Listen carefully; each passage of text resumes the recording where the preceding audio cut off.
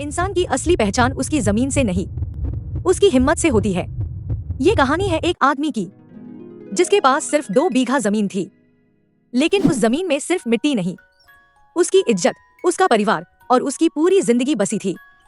आज हम बात कर रहे हैं इंडियन सिनेमा की सबसे पावरफुल और इमोशनल फिल्म 2 बीघा जमीन की। और एक इम्पॉर्टेंट बात, इस फिल्म के मैं hero the legendary actor Balraj Sahni, directed by the visionary Bimal Roy, जिन्होंने रियलिज्म को सिनेमा की रूह बना दिया। एक छोटा सा गांव, पहली बारिश से पूरा गांव खुशी से नचने गाने लगते हैं क्योंकि अब खेती शुरू होगा। और उस गांव में रहता है शंभू महतो, एक गरीब किसान। उसके पास सिर्फ 2 बीघा जमीन है, लेकिन उसके लिए वो जमीन किसी महल से कम नहीं। उसकी पत्नी पार्वती, प्लेड बाय निरूपा रॉय, और उसका छोटा बेटा कन्हैया। गरीबी है लेकिन सुकून है, भूख है लेकिन इज्जत है, क्योंकि वो किसी के सामने झुकता नहीं। लेकिन जिंदगी कभी एक जैसी नहीं रहती। अभी मुसीबत का बादल शंभू पर गिरने वाला है। शहर से कुछ बिजनेसमैन आते हैं जगह देखने। गांव का जमींदार डिसाइड करता है कि उस जमीन पर एक फैक्ट्री बनेगी, और शंभू की 2 बीघा जमीन अब उसके सपनों की कब्र बनने वाली है। जमींदार हरनाम सिंह शंभू को बुलवाता है। हरनाम सिंह शंभू को मनाने का बहुत कोशिश करता है, मगर शंभू नहीं मानता।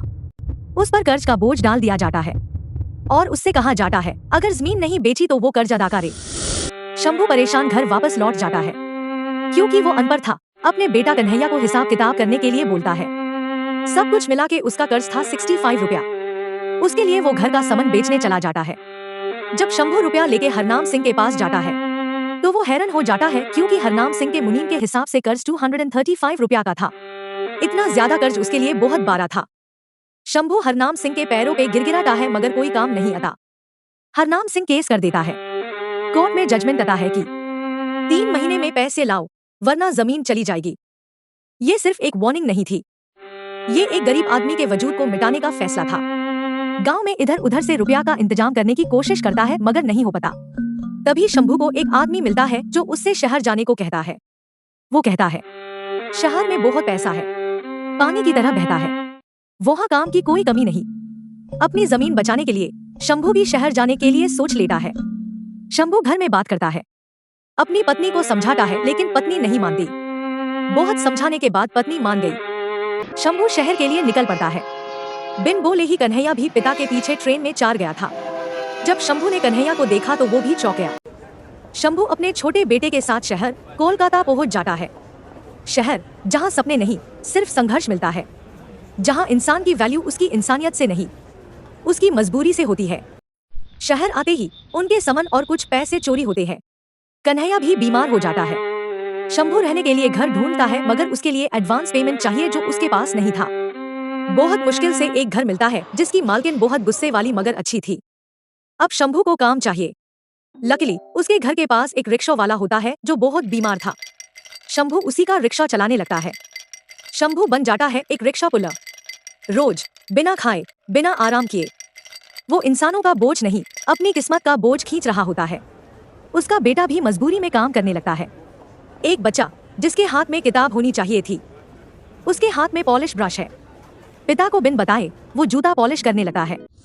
जब कन्हैया पहली बार पैसा कामा के पिता को ला के देता है तो वो गाली खाता है। शंभू को लगा कि उसने चोरी किया। शंभू को जब गलती का एहसास होता है, कन्हैया को गाले लगा लेता है। अब दोनों बाप बेटे मिलकर गांव रुपया बेचते हैं, और पार्वती उसको जमा कर रही थी। एक दिन थकान, भूख और दर्द के बावजूद शंभू एक रेस में भागता है, सिर्फ इसलिए क्योंकि जीतने पर ज्यादा पैसे मिलेंगे। वो भागता है, गिरता है, उठता है। उसका शरीर टूट रहा है, लेकिन उसकी रूह हारना नहीं चाहती, क्योंकि उससे जमीन बचानी है, उससे अपनी पहचान बचानी है।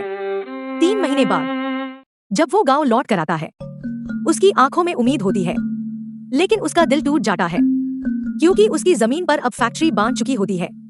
उसकी 2 बीघा जमीन अब सिर्फ यादों में रह गई है। वो मिट्टी जो उसकी पहचान थी अब उससे हमेशा के लिए छीन ली गई है। लेकिन उस दिन सिर्फ एक किसान नहीं हारा, उस दिन हारी थी इंसानियत, हारी थी इंसाफ की उम्मीद, और जीती थी लालच। लेकिन शंभू ने एक चीज कभी नहीं हारी, अपनी इज्जत, अपनी मेहनत और अपनी हिम्मत। ये फिल्म हमें सिखाती है कि जमीन चली जाए, पैसा चला जाए, लेकिन अगर इंसान की हिम्मत जिंदा है तो वो कभी सच में हारता नहीं, क्योंकि असली जीत जमीन की नहीं, कैरेक्टर की होती है और असली दौलत पैसा नहीं, सेल्फ रिस्पेक्ट होती है। ये सिर्फ एक फिल्म नहीं, ये हर उस इंसान की कहानी है जो जिंदगी से हर रोज लाता है और फिर भी हार नहीं मानता। 2 बीघा जमीन एक फिल्म नहीं, एक एहसास है। Did you know this was the first Indian film to win an international prize at the Cannes Film Festival? It also swept the very first Filmfare Awards in 1954. Even today, it is studied as a masterpiece of parallel cinema for its honest portrayal of the rural-urban divide. If you haven't seen this classic, you're missing a piece of history. Don't forget to like, subscribe, and tell us your favorite scene in the comments.